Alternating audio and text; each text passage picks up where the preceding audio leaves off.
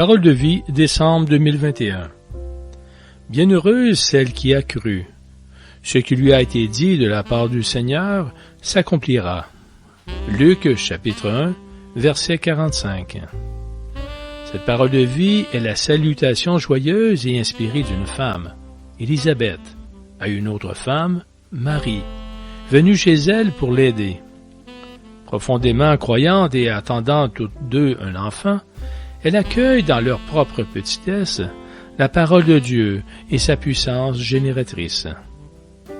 Marie est la première bienheureuse de l'évangile de Luc, celle qui vit la joie de l'intimité avec Dieu.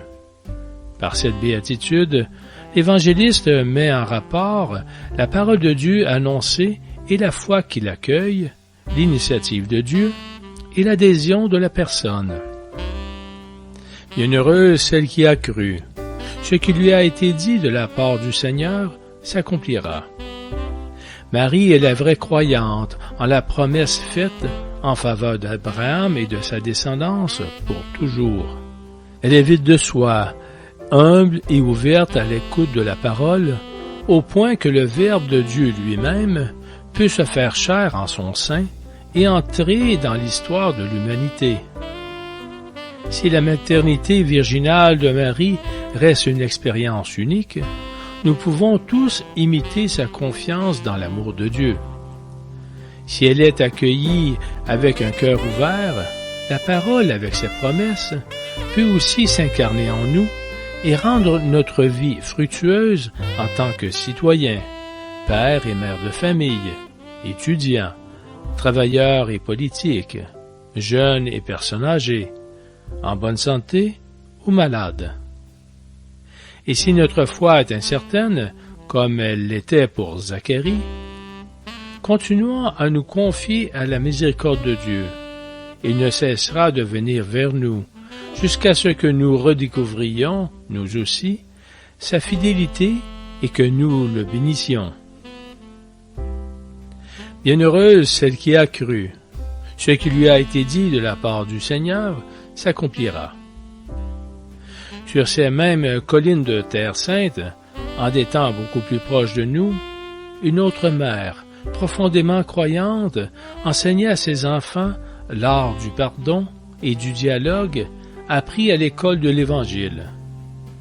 Sa fille Margaret raconte: à nous, enfants, blessés par certaines manifestations de rejet de la part d'autres enfants du voisinage, maman répondait: invitez ces enfants chez nous.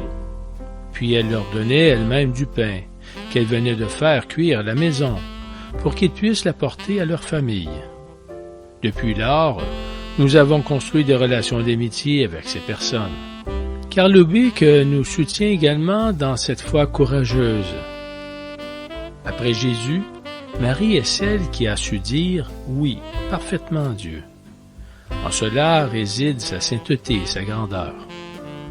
Et si Jésus est le Verbe, la parole incarnée, Marie, par sa foi en la parole, est la parole vécue, tout en restant créature comme nous, semblable à nous.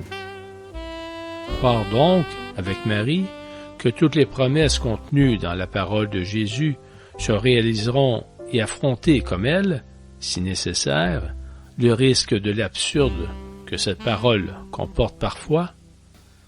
De grandes et petites choses, mais toujours formidables, arrivent à ceux qui croient en la parole. On pourrait en remplir des livres entiers. Quand, dans la vie de tous les jours, en lisant les Écritures, nous rencontrons la parole de Dieu, ouvrons notre cœur pour l'écouter, avec la foi que ce que Jésus nous demande et promet se réalisera. Nous ne tarderons pas à découvrir qu'il tient ses promesses.